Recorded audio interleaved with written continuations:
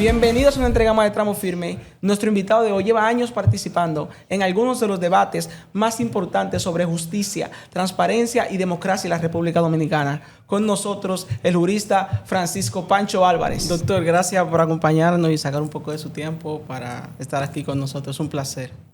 Gracias a ustedes por preocuparse por este tipo de temas. Doctor, en estos momentos la justicia dominicana está viendo un pequeño rebelión. Los jueces están protestando. ¿Qué realmente está pasando? ¿Cuál es el meollo del asunto?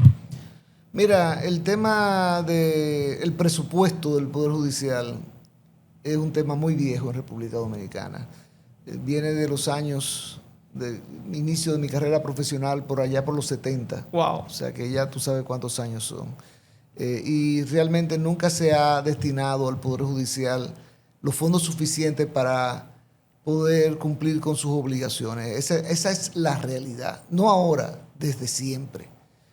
Por eso usted va a encontrar locales de tribunales en mal estado, sí, distribuidos por todo el país. Ahora mismo está cerrado el palacio, lo que era el Palacio de Justicia de la Feria, por problemas estructurales. Después de lo de Jet Set, nadie quiere jugar con ese tipo de temas, ¿no?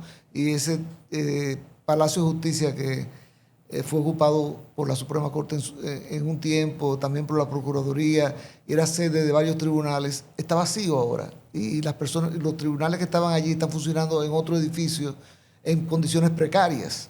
En otras palabras, se necesita invertir mucho más recursos en el Poder Judicial para mejorar su infraestructura. La tecnología, se ha estado invirtiendo mucho en ese aspecto, ¿no?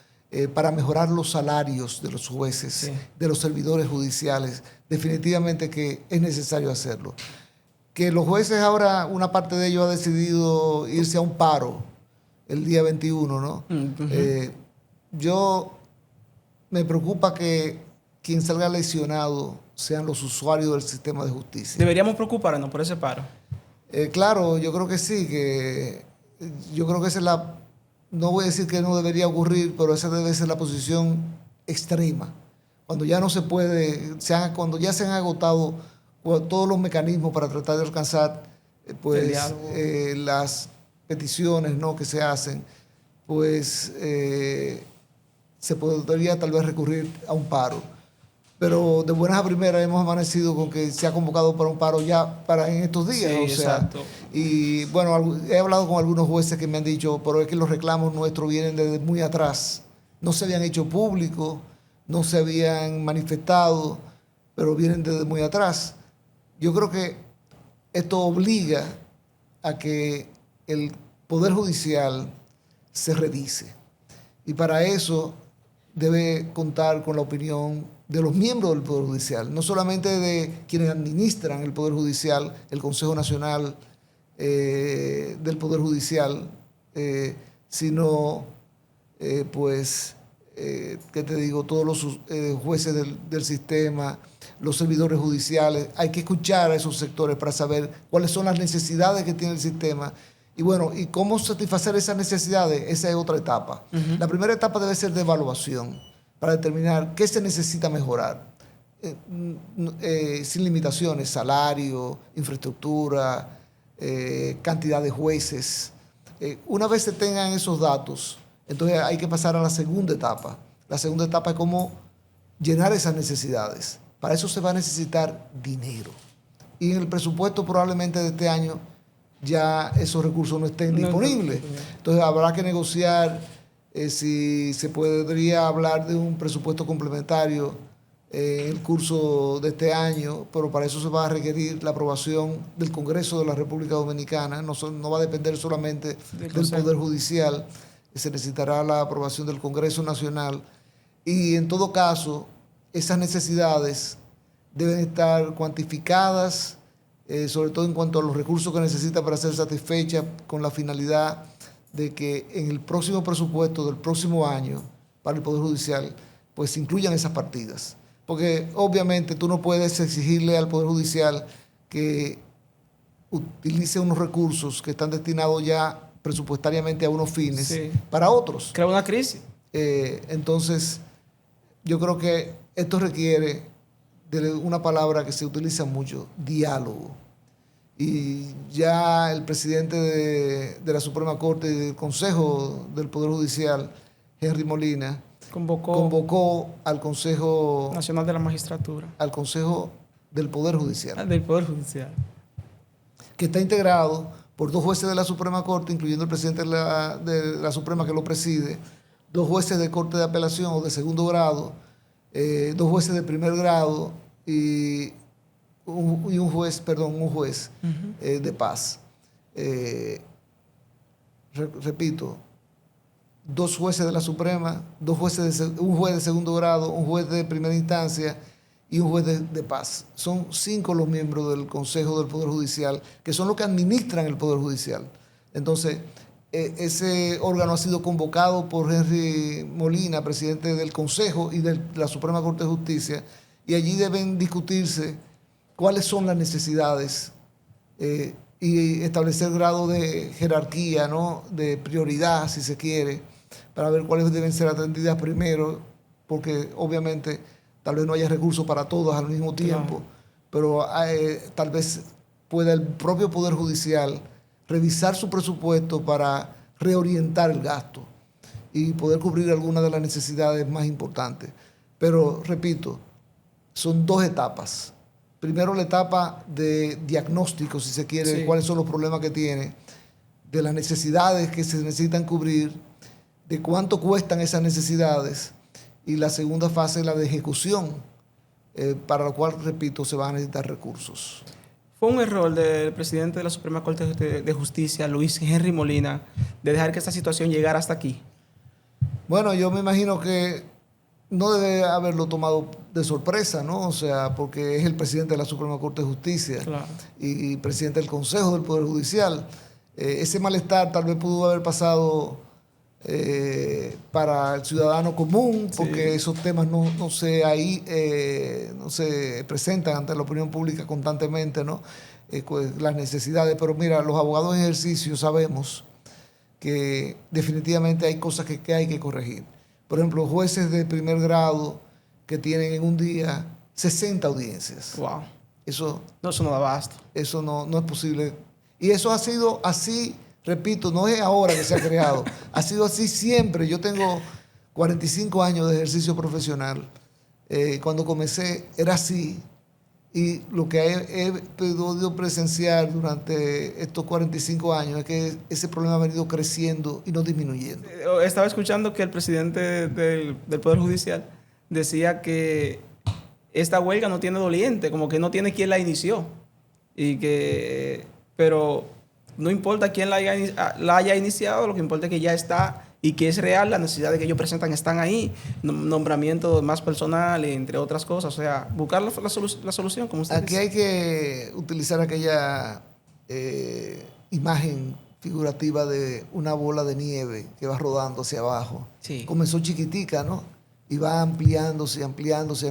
Tal vez pasó eso de esa manera, porque yo también estaba buscando quiénes son los líderes de ese movimiento, porque no eran las asociaciones de jueces. Jueces por la Democracia, por ejemplo, que es tal vez la más grande de las asociaciones, no fue de la que estaba llamando a un paro, y por el contrario entendía que esa no era la vía correcta, aunque creo que al final decidió sumarse también al reclamo, porque los reclamos son legítimos. Sí. Eso es lo primero que hay que decir, los reclamos son legítimos. Pero, repito, yo creo que esa bola de nieve debió ser parada antes de que se convirtiera en una... Yo también. Bola grande que viene arrastrando, ¿no?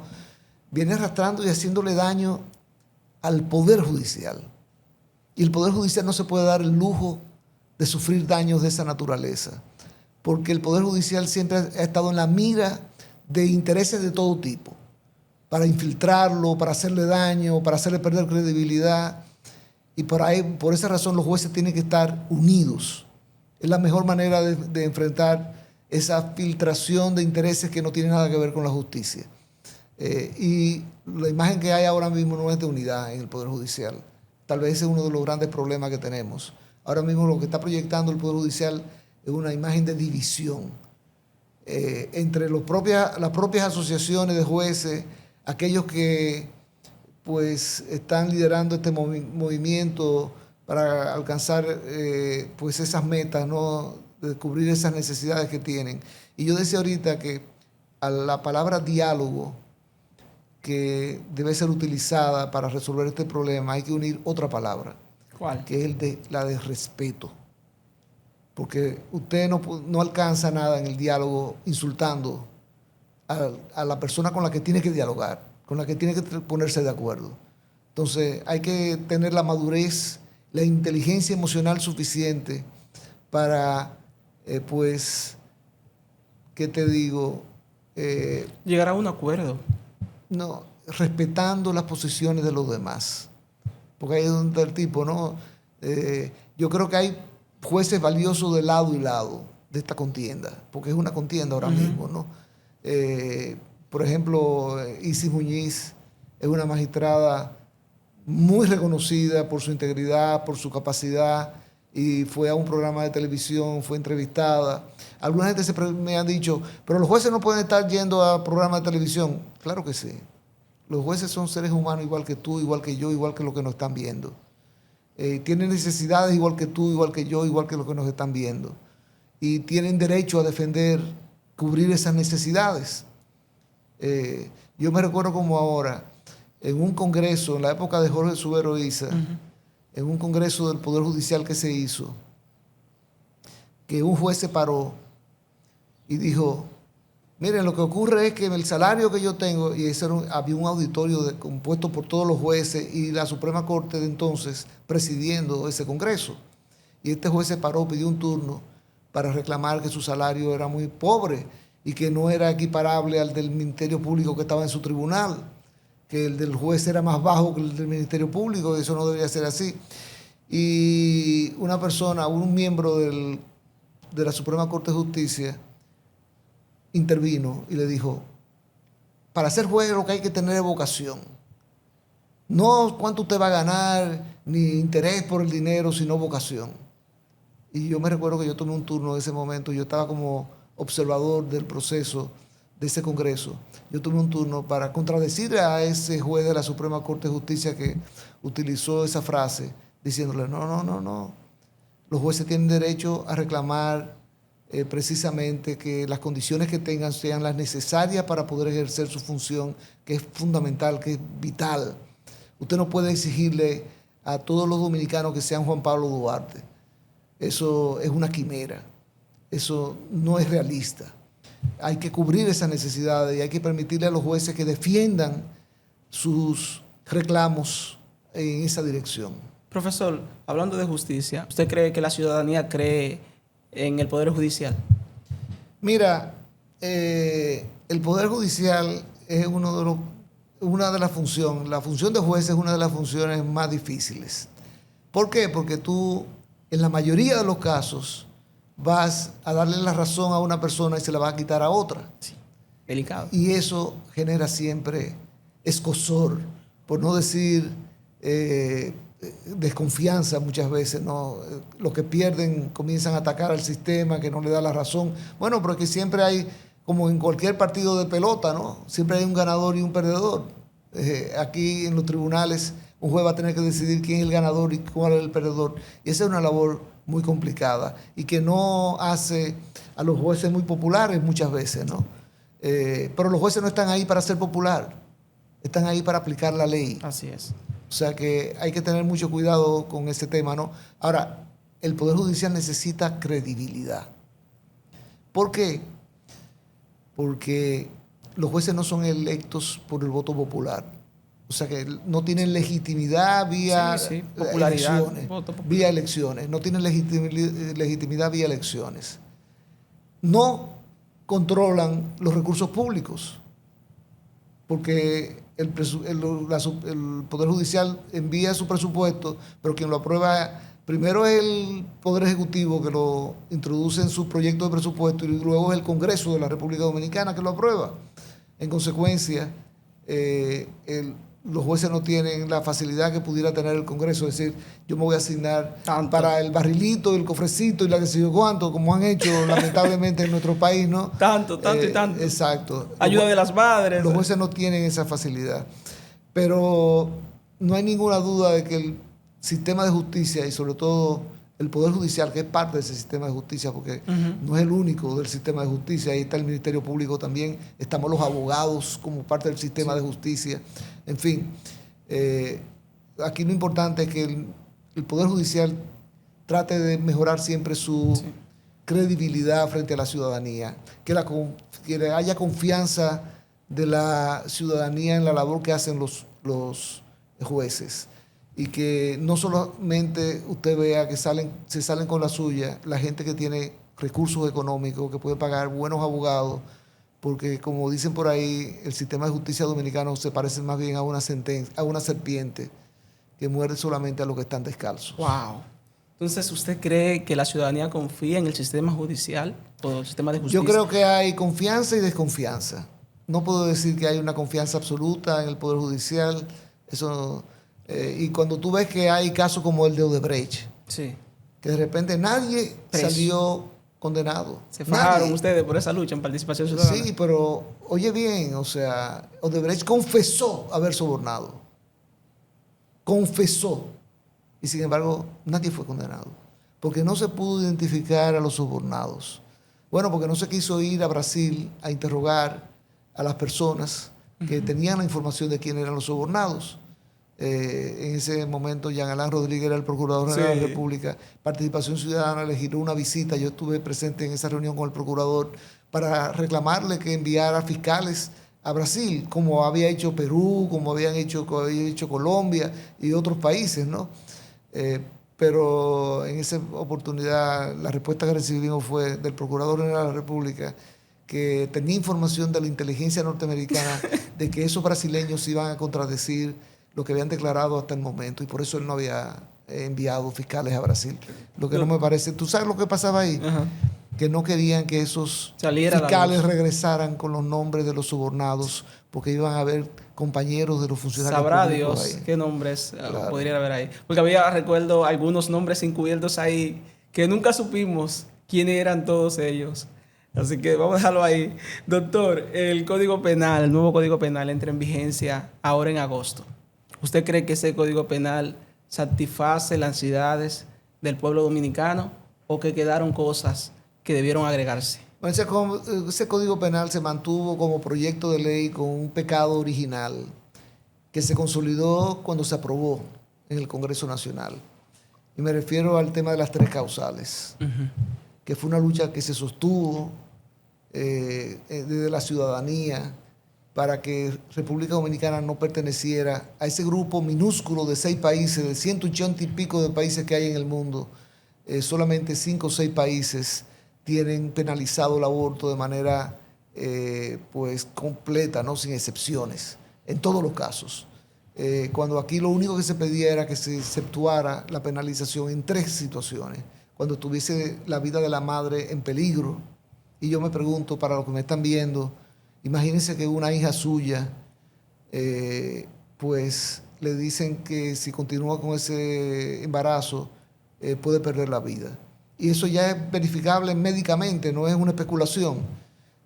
Pues no, esa mujer tiene que perder la vida, porque aquí no se fue capaz de decidir que era preferible proteger los derechos de la madre que los del feto.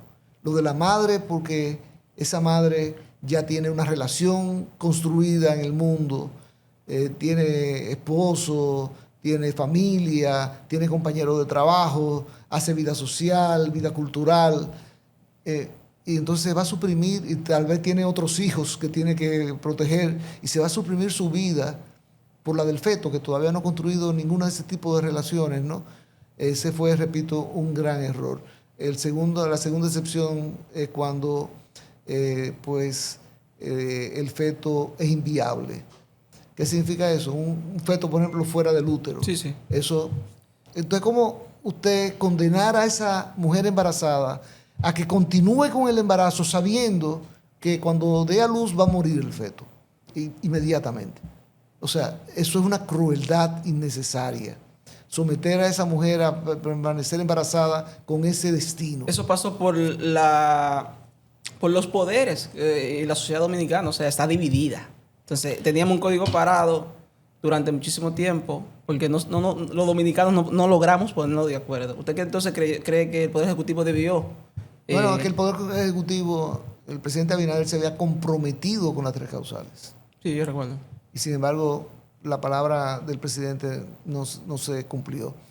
Se dice que bueno, que el presidente dejó en libertad a los congresistas de su partido. Bueno, pero si él había asumido el compromiso electoral. Pero también cada congresista tiene su creencia particular. Sí, pero aquí hay liderazgo político, como en todos países del mundo, ¿no?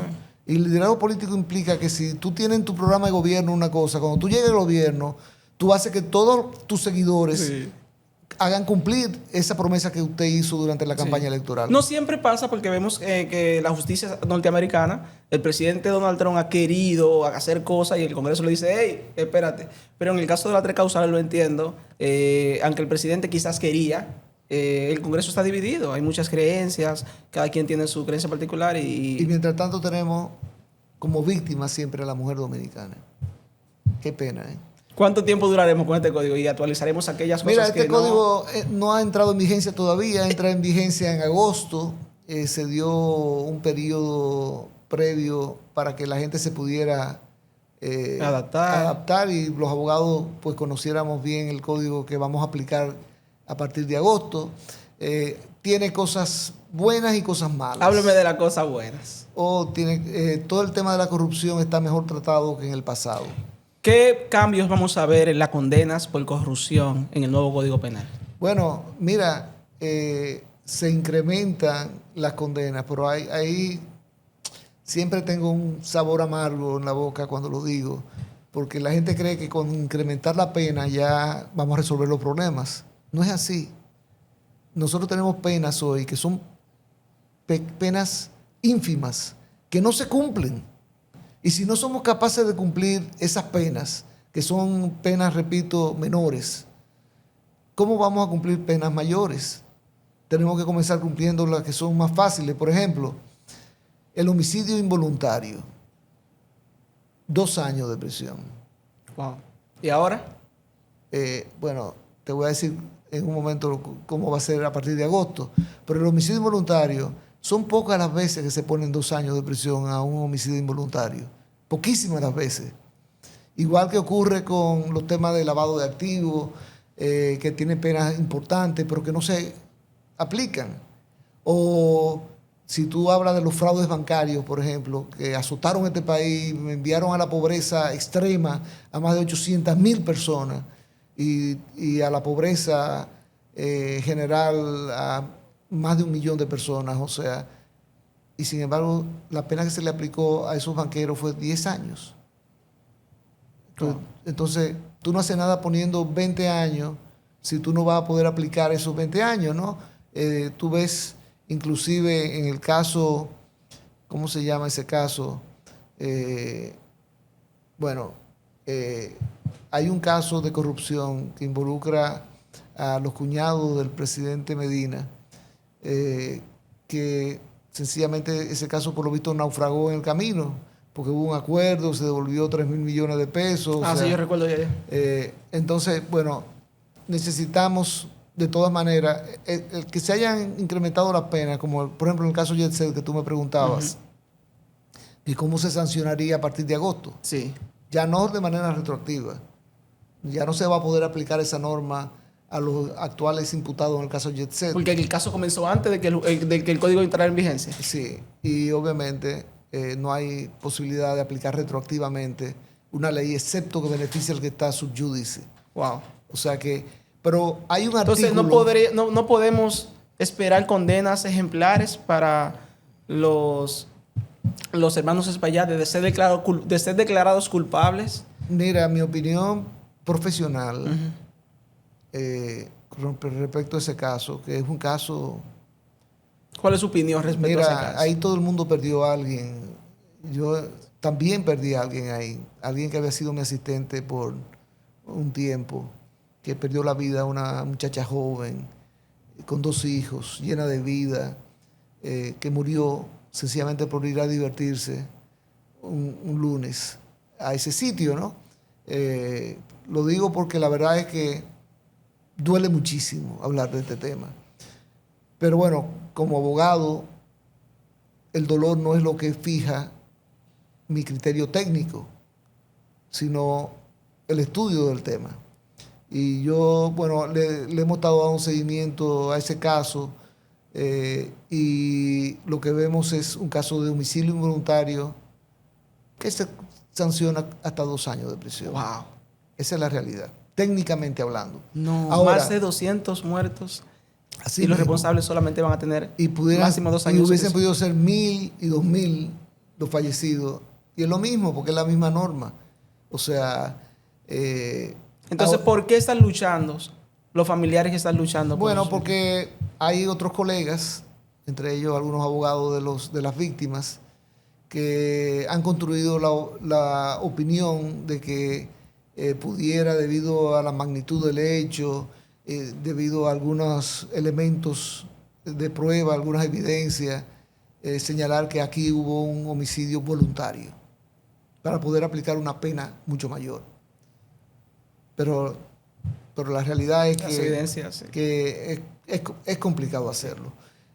Por eso, en el nuevo Código Penal que entra en vigor en agosto, hay un artículo que nada más le faltó poner caso Jet Set al artículo, que dice que cuando uno comete un homicidio involuntario que hace perder la vida a una persona, se le aplica una pena X.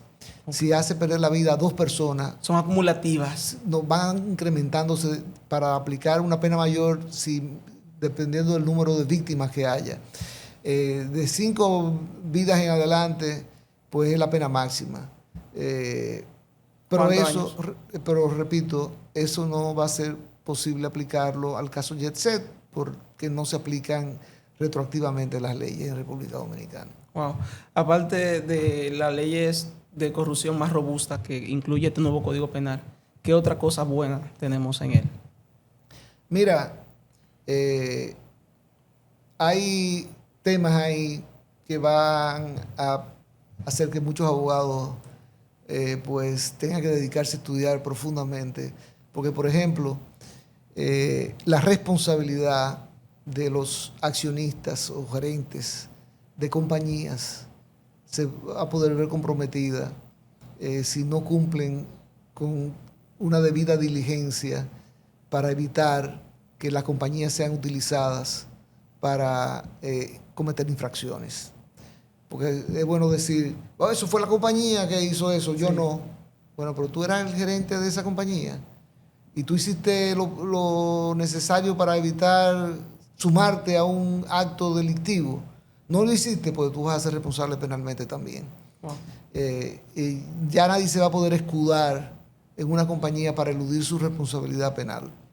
Y que se usaba mucho aquí. Se usa mucho. Y eso implica que ya las compañías no van a ser escudos de impunidad en República Dominicana. Y eso está muy bien. O sea, por eso te estaba diciendo que hay aspectos que son positivos, ¿no? Los abogados vamos a tener que trabajar para, primero de manera preventiva, hacer que nuestros clientes hagan su due diligence cuando tengan operaciones que tengan alguna duda, ¿no? Para determinar si ahí se está violando una ley o no. Si hace el due diligence y se determina que no había forma de descubrir el fraude, pues no va a haber responsabilidad. Pero si no hace el due diligence y sencillamente... yo no fui al consejo en esa ocasión que se aprobó eso. No va a ser suficiente. No es suficiente. Una de las cosas que más me llamó la atención del nuevo Código Penal es el tema de los medios digitales y las redes sociales. Ahora las personas van a tener responsabilidades por lo que digan en las redes sociales y en canales de televisión. Háblame de eso. Mira, eso ha existido. Y no es el Código Penal nada más. O sea, hay una ley precisamente de delitos tecnológicos que toca ese tema también, la difamación e injuria a través de las redes y los medios digitales, ¿no? O sea que no es, repito, algo nuevo. Pero yo tengo una posición desde siempre con ese tema de la difamación e injuria. Siempre he dicho que debe ser solamente civil la exposición y no penal. Porque cuando tú incrementas la sanción penal, te llevas del gusto y la aplicas de manera generalizada y lo que está provocando es autocensura. Ya la gente no va a querer hablar porque no va a querer que lo demanden por difamación e injuria, lo lleven a un tribunal y que la responsabilidad debería ser exclusivamente de naturaleza civil. Es decir, tú difamaste a alguien, pues tú vas a pagar una indemnización importante. ¿Te duelen los bolsillos? Bueno, qué bueno, porque tu bolsillo va a ser afectado si tú difamas a alguien. Eso es lo que ocurre en otros países, en Inglaterra, por ejemplo, en Estados Unidos, pues la consecuencia son graves, económica. Y muy fuertes. Proeconómica, no penal. No penales. Entonces aquí ahora, en el nuevo, comillas, Código Penal, estamos yendo hacia atrás. Sí. Esa no es de la parte positiva, sino de la parte negativa, porque la difamación e injuria ahora se robustece en el Código Penal. Y puede ser que los políticos usaron ese código para escudarse ahí, para usar ese artículo y cubrirse, porque los políticos son muy difamados por redes sociales, muy... Sí, definitivamente. La gente me dice que, bueno, que si quita la sanción penal no va a haber suficiente fuerza para poder... No, yo insisto, o sea, si tú condenas a alguien a pagar una indemnización de 10 millones de pesos y que entonces esa persona que tenga esa sentencia en sus manos persiga al difamador para cobrarle de acuerdo a los activos que tenga, eso va a surtir un efecto positivo para reducir la difamación y la injuria y el abuso que se hace, que definitivamente se hace en los medios de comunicación. Doctor, hablemos de los feminicidios, un tema que ha estado en la palestra en estos últimos días. Muchas mujeres han sido lamentablemente asesinadas por sus parejas. ¿Qué hemos hecho mal? ¿En qué hemos fallado como sociedad? Que ese es otro de los temas que incluye el Código Penal, precisamente el feminicidio, que no existía hasta ahora con este nuevo Código Penal. Pero mira, el tema de los feminicidios va más allá, inclusive del Código Penal. Es un tema de políticas públicas que se necesitan para ir reduciendo ese machismo que tenemos en República Dominicana, que nos hace creer que somos dueños de la vida de las mujeres, lo que no es cierto. Y cuando hablo de políticas públicas, me refiero inclusive a los temas de educación. Aquí ha habido una satanización de educar a los hijos en las escuelas y colegios y en los hogares, con la realidad de la vida, o sea, con los temas de origen sexual. Sí. ¿Tú recibiste en tu educación escolar? Muy poca. Yo ninguna. Yo ninguna. yo soy de una generación más reciente, pero yo recibí, y yo estoy de acuerdo con que se eduque a los jóvenes, a los niños, pues tú sabes, en educación sexual. Yo soy miembro de la Junta Directiva de Profamilia. Y fui pasado presidente de Profamilia. Profamilia preparó un manual de educación para los profesores, para que los profesores pues trabajen y aprendan cómo educar a sus alumnos en esos temas. Tú sabes, un manual con dibujos, ilustraciones. Yo recuerdo ese debate. Fue controversial ese tema. Nosotros nos llevaron a la Cámara de Diputados, una comisión, para interrogarnos. Yo fui a la Cámara de Diputados para ser interrogado por diputados que entendían que nos habíamos sobrepasado. Entonces decidimos preferir que nuestras adolescentes y niñas salgan embarazadas, que eso casi un feminicidio. Porque tú dirás, bueno, no se muere. Una niña de 13 años que sale embarazada, pues está viva todavía, dio a luz, está viva, ¿no? Pero su vida está prácticamente cerrada. Porque ese problema de tener un hijo a los 13 años le va a impedir terminar de educarse, le va a impedir insertarse en el mundo económico, le va a traer muchísimas consecuencias negativas. Pero no, aquí no se le puede enseñar a los adolescentes qué es lo que es un condón y cómo se utiliza un condón y qué cuidado hay que tener para no salir embarazado. No, porque ustedes están promoviendo las relaciones sexuales en adolescentes. No, estamos enseñándole una realidad. porque no solamente es para embarazo, es para enfermedades venéreas, en fin, o sea, pero no, te repito, aquí se armó un escándalo, sencillamente porque nosotros preparamos un manual que era para los profesores. Y que se habla de la diversidad. Ese fue el tema que yo creo que desató la controversia. Entonces, no tanto fue la educación sexual, porque los jóvenes, los niños, sí deben ser educados en educación sexual. Lo necesitan, conocer su cuerpo. Pero el tema de la diversidad creo que provocó... Entonces, ¿qué ocurre? Le estamos dando la espalda a aquellos niños que tienen esas inclinaciones desde muy temprano, porque eso es un tema estudiado, eso no es un tema de especulación, es un tema estudiado. Y eso comienza muy temprano en los niños. Y no será una conducta aprendida, profesor. No es una... Hay que verlo. Por eso yo te digo, es un tema estudiado. Eso no es una especulación. Y hace tiempo que se sabe que no es una conducta aprendida. O sea, pero bueno, el tema es que el tema de la educación sexual no se ha querido tocar. Y entonces ahí viene el tema del machismo. Que te repito, que viene de la Santa Biblia, con las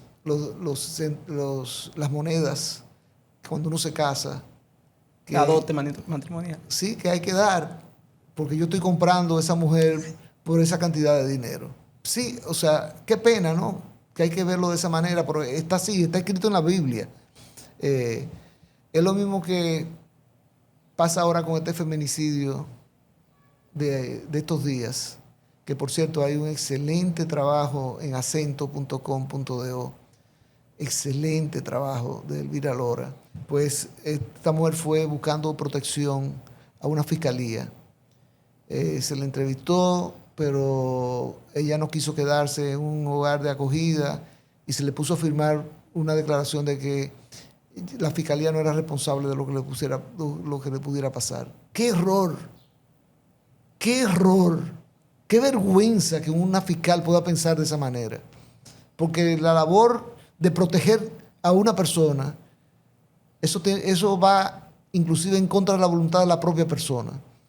Usted no puede desligarse y ponerlo por escrito y ponerlo a firmar, como dice Elvira Lora en su artículo, estaba firmando su sentencia de muerte.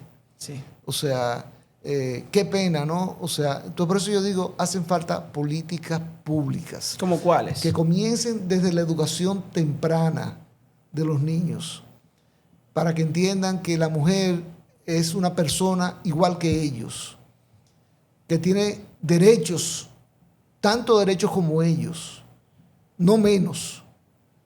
Que por eso está escrito en la Constitución de la República, la igualdad de género, eso está escrito en la Constitución de la República, pero no, hay algunos conservadores que lo ven como un pecado capital, hablar de generación, ¿no? de un tema de género, ya eso, pues obviamente creen que es una palabra mala. O sea. Doctor, ¿qué usted le diría a esas mujeres que están enfrentando violencia de género, acoso? ¿Qué usted le diría? Bueno, número uno, que tienen que buscar apoyo primero en su familia. En su familia, que muchas veces la mujer no quiere contactar a su familia para decirle que está siendo golpeada por su marido, porque no quiere que su familia intervenga, pero tiene que ampararse primero en su familia. En segundo lugar, en las autoridades. Qué pena que pasó esto, te repito, con esta persona que no logró que se le protegiera. Pero bueno, de todas maneras, el segundo lugar es la autoridad. Tiene que ir a la fiscalía, poner una denuncia y tiene que... Ahí hay una responsabilidad muy importante, Miguel, muy importante. Después que una mujer pone una denuncia, eso debe implicar un trabajo del fiscal de inmediato, de reunir información sobre lo que está pasando en ese hogar o en esa relación. El fiscal no puede hacer firmar a alguien que tú no quisiste quedarte en la casa de acogida y tú eres responsable de lo que te pueda pasar. No, el fiscal tiene que decir, cuéntame, dame toda la información y agarrar esa información y buscar a la persona. Claro. O si no, preguntarle, no te puedes quedar en tu casa, ¿dónde te vas a quedar? No, pero lo primero es decir, vamos a salir a buscar a esa persona. ya recibí información de que ha sido maltratada, golpeada, en fin, abusada, ¿qué hace con esa información? ¿La archiva?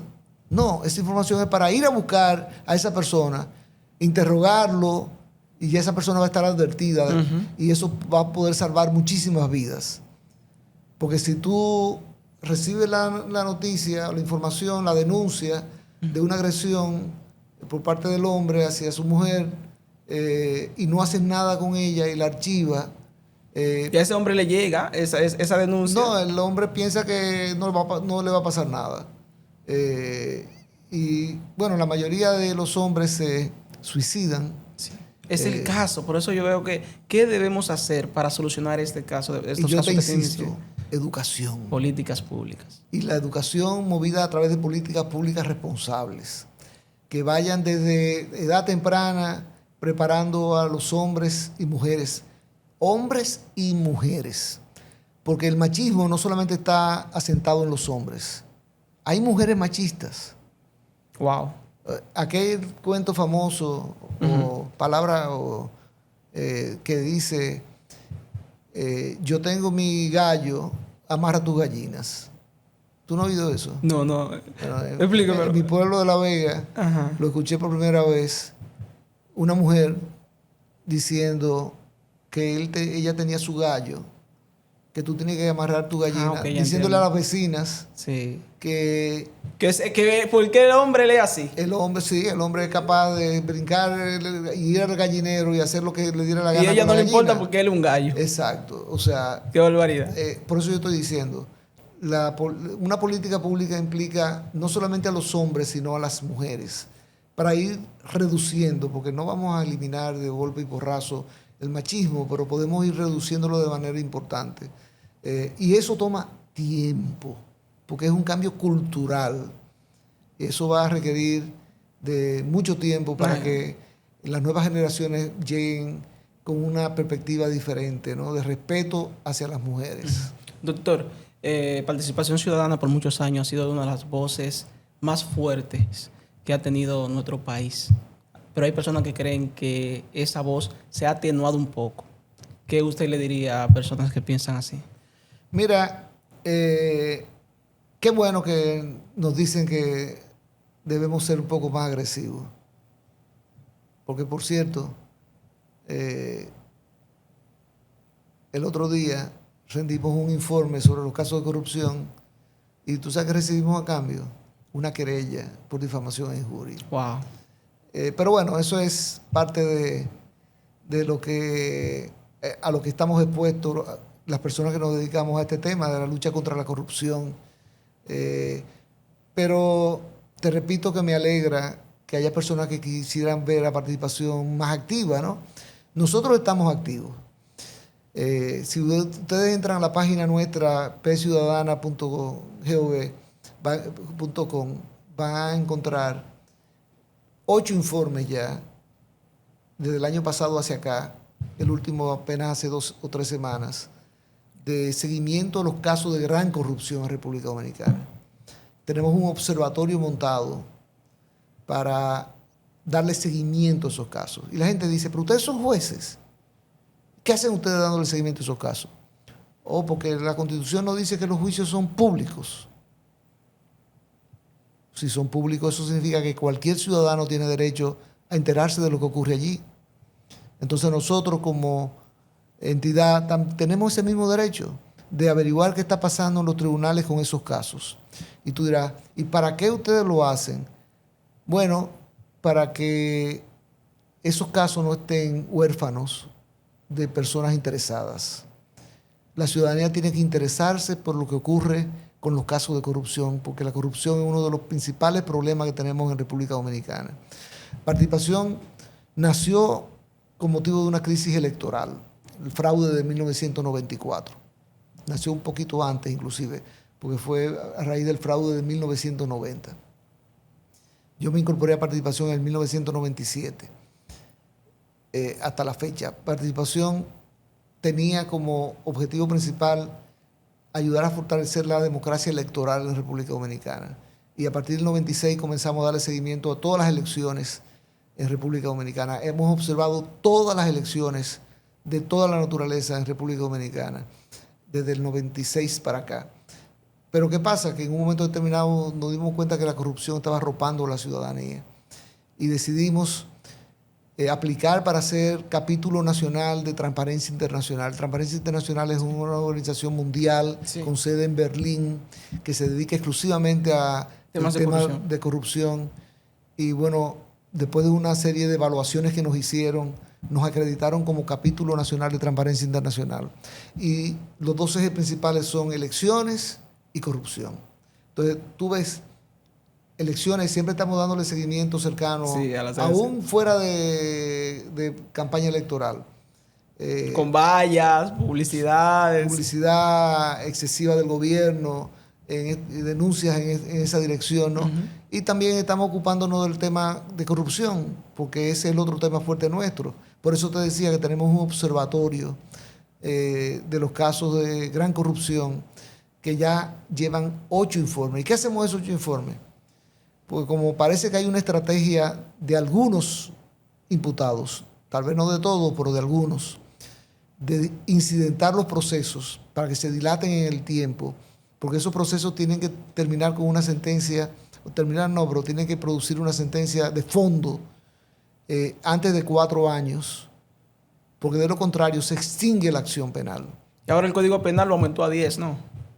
Pero eso no va a aplicar, no aumentó a 10. El Código Procesal Penal, que también es nuevo, lo aumentó a 6. Okay.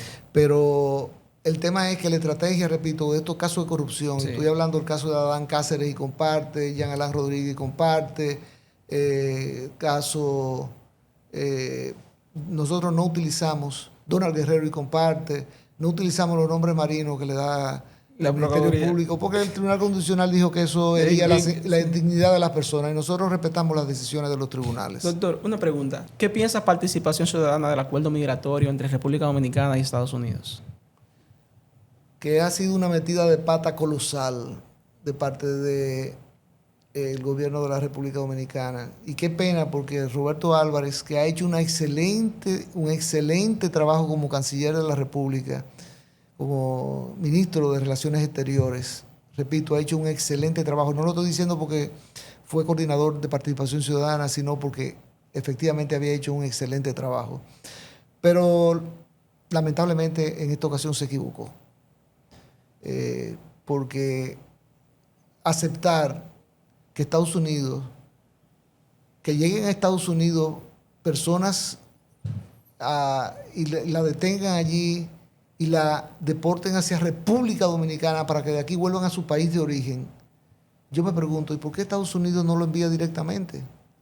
Llegan, traspasan la frontera norteamericana, son capturados por las autoridades de inmigración norteamericanas. Bueno, pues envíalo directamente a su país de origen. Pero no, ellos prefieren la vía de enviarlo a República Dominicana, posiblemente tal vez porque en Estados Unidos hay un sistema judicial más fuerte que en República Dominicana. En Estados Unidos, una de esas personas que es apresada puede inmediatamente buscar un abogado e iniciar un proceso que se puede alargar en el tiempo. Entonces ellos lo que prefieren es, lo apresan y lo deportan inmediatamente hacia terceros países. Porque no solamente República Dominicana que está con ese tipo de acuerdo con Estados Unidos, está Costa Rica, Panamá, creo que Colombia, en fin, hay varios países, en Nicaragua. ¿Cómo nos afecta eso a nosotros? Bueno, nos afecta porque de buena primera estamos recibiendo personas aquí que no tenían ningún interés en visitar República Dominicana. Ningún. Vienen forzados, enviados de manera forzosa hacia República Dominicana. ¿Para qué? Para que de aquí, en algunos días, como ha dicho el canciller, sean pues deportados hacia su país de origen. Pero tú sabes lo que puede pasar, que esas personas pueden buscar abogados en República Dominicana y elevar una acción de amparo, porque en base a qué están presos. O sea, ¿por qué razón están presos esas personas? No van a encontrar, un juez dominicano no va a poder encontrar ninguna violación a ninguna ley dominicana, porque inclusive entraron al territorio dominicano con la anuencia del gobierno dominicano. O sea, que no están violando la ley migratoria dominicana, porque intervinieron o llegaron con la anuencia del gobierno dominicano. ¿Y entonces qué significa eso?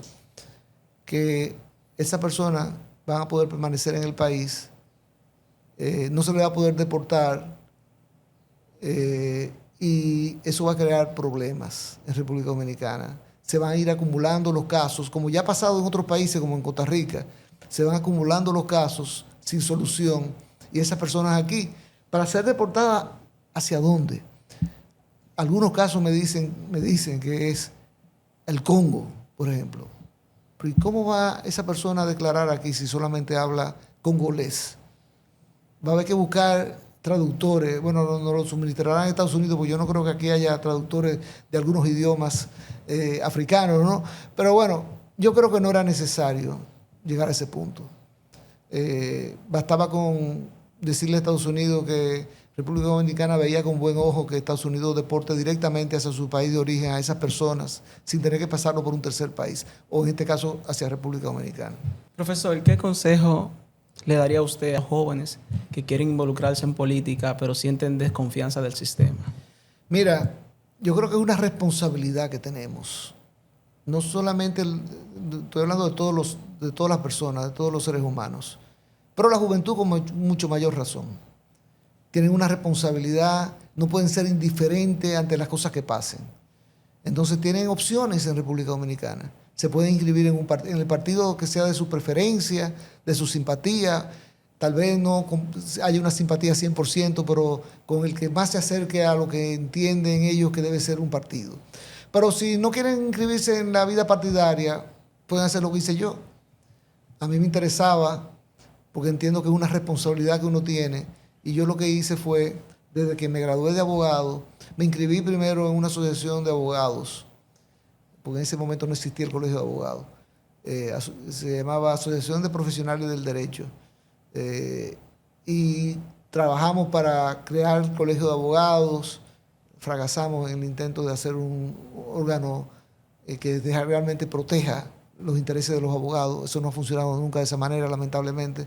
Pero de ahí, como soy un abogado del sector empresarial, pues me involucré en la Asociación de Jóvenes Empresarios, porque en esa época era joven yo, y fui miembro de la Junta Directiva de ANGE, de la Asociación de Jóvenes Empresarios. Sí. Y ahí tuve la oportunidad de trabajar con participación ciudadana en un proceso de escogencia de los jueces de la Suprema Corte de Justicia, la primera vez que el Consejo Nacional de Magistratura iba a escoger los jueces de la Suprema Corte.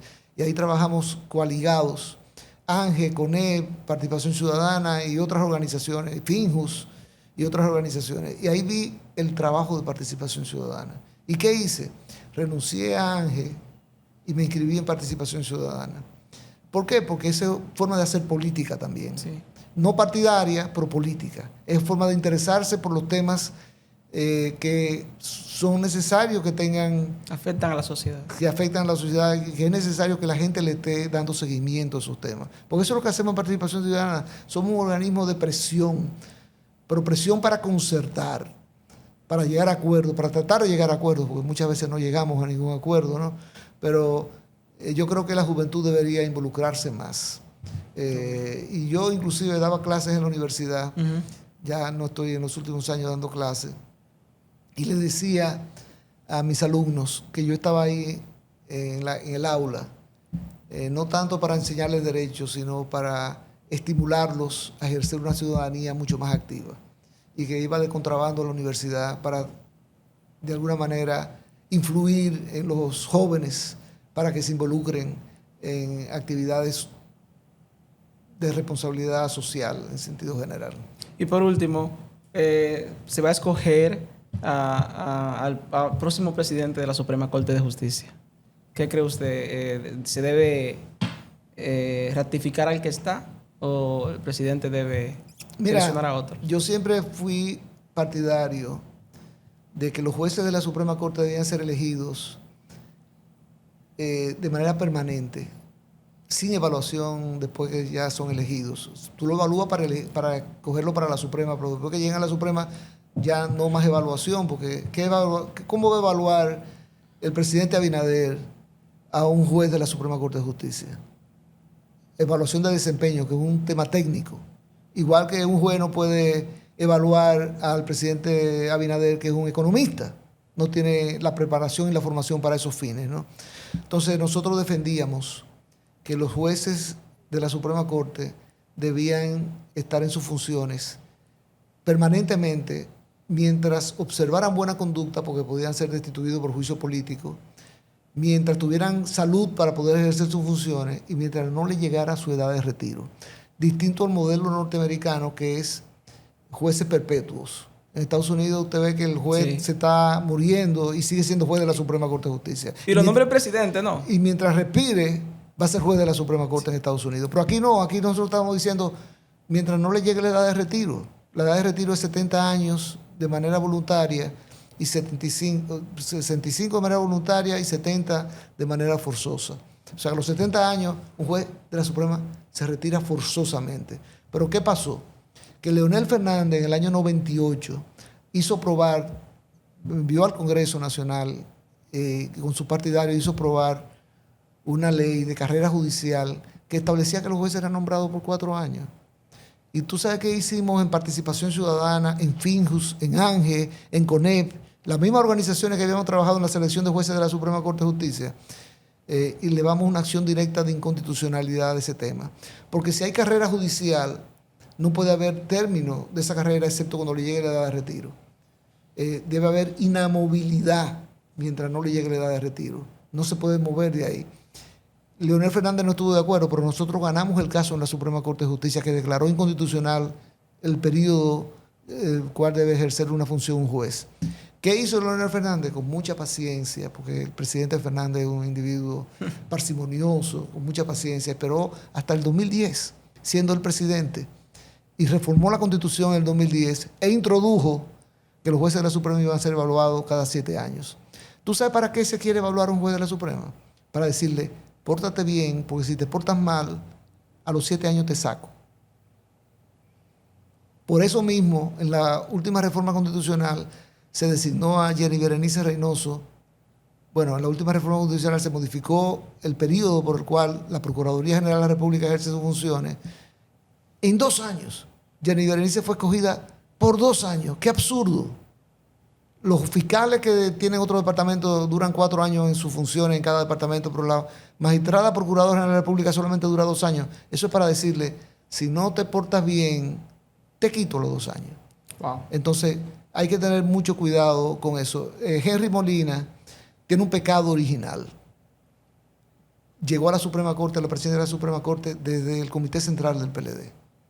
Y de haber sido funcionario del gobierno de Danilo Medina, en varias posiciones, y organizador de campañas electorales de sus compañeros del PLD.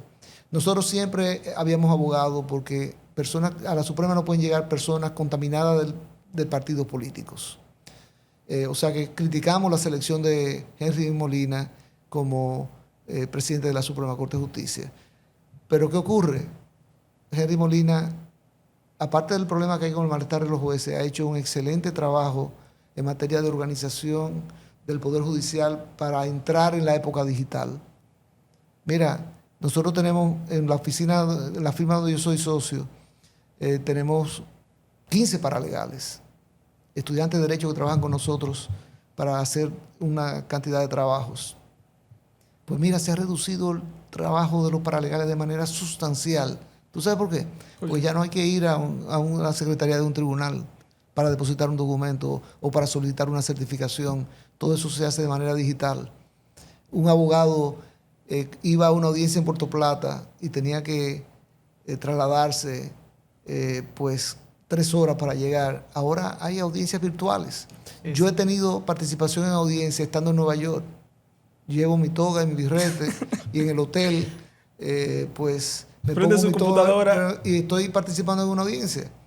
Y se ha avanzado mucho, y yo, si fuera quien controlara el Consejo Nacional de la Magistratura, yo ratificara a Henry Molina por 4 años más para que le dé seguimiento y trate de terminar ese proceso de introducir la tecnología de punta en el Poder Judicial, porque tengo mucho temor de que si hay una recomposición de la Suprema Corte de Justicia, ese proyecto pueda ser dejado de lado. Y no debe ser dejado de lado. Ahora, ¿qué pasa?